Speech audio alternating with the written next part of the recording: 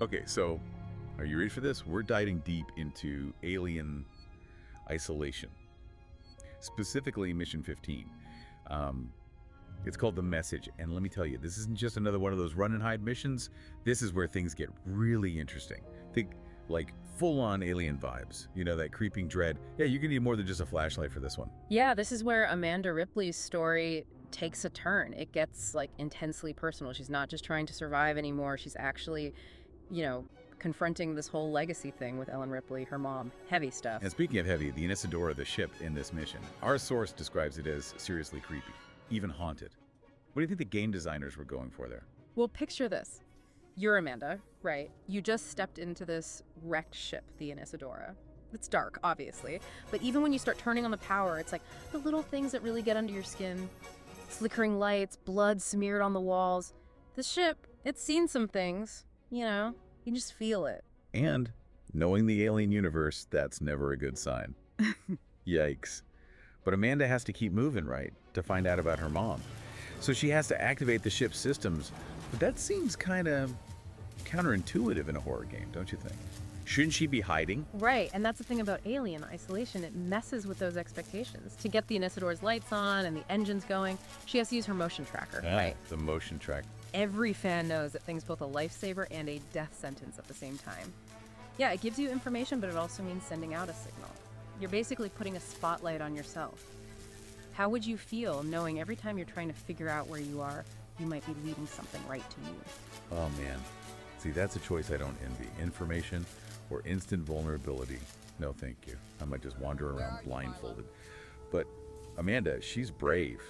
Way braver than me. Good thing, too, because that's who she runs into Marlowe, who's got Taylor. Remember him? Yeah, and their confrontation, that's where the game's level design just shines. Because of the choices you have to make.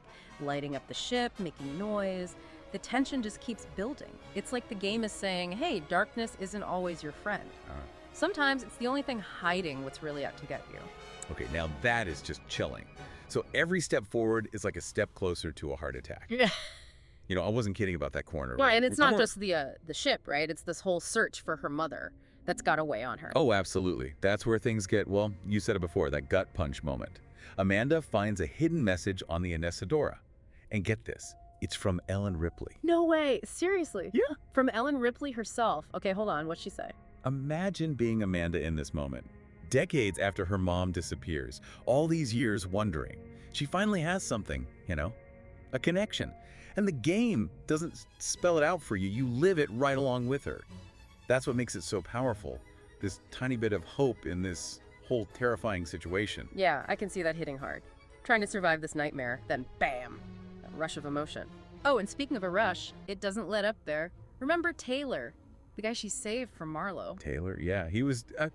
wait a minute, something happened with Taylor, didn't it? I can't remember. Let's just say he's not exactly who he seems. You start to think he's an ally, someone who gets it, But then... Go on, you can't just drop that and leave me hanging. What happens? He kills Marlowe, which at first you're like, okay, he's on her side. But then, bam, twist. He reveals he sabotaged the Inesadora, rigged the engines to blow. Are you kidding me? So not only is there this alien hunting her, but now the whole ship's a ticking time bomb?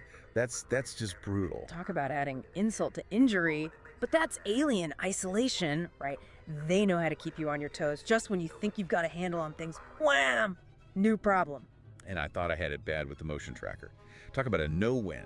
Trapped with a killer alien and the whole place is about to blow. How does she even handle that? Pure adrenaline at that point, right? The Inesadora starts to melt down, and the game just throws you into it. Bulkheads slamming shut, alarms, and you're just trying not to get blown up along with it. But what about Taylor? He's just, left behind? Yeah, it's rough. Amanda tries to, talk to him, but he's gone. She barely gets off the Inesadora before it explodes. Takes Taylor and all his secrets with it. Wow. So she makes it through all that, everything, and she ends up right back where she started, no closer to finding her mother, and now she's got all this baggage from the Inesadora weighing her down. And that's what Alien Isolation does so well. There are no easy answers, no happy endings, just survival. And sometimes what it costs to get there. Remember that source talking about exceptional storytelling? This is it. It's like those stories that Even when they scare you, they stay with you, make you think, what would I do? Exactly. That's what good horror does. Gets under your skin, makes you see things a little differently. It's not just the monster in the dark, right? It's the shadows we carry inside ourselves. That's pretty deep. So after this deep dive into the message, it's obvious this mission, it's not just about surviving the xenomorph, is it? It's Amanda Ripley facing her fears and this legacy of her mom. It reminds us that sometimes the scariest monsters are the ones we create, and the most terrifying journeys. They're the ones that force us to face our past. And sometimes the only way out is straight ahead to the next objective, which I guess is what we'll do right now. That's it for this deep dive. Until next time, keep those motion trackers handy and remember, even in the darkest corners of space, you're never truly alone.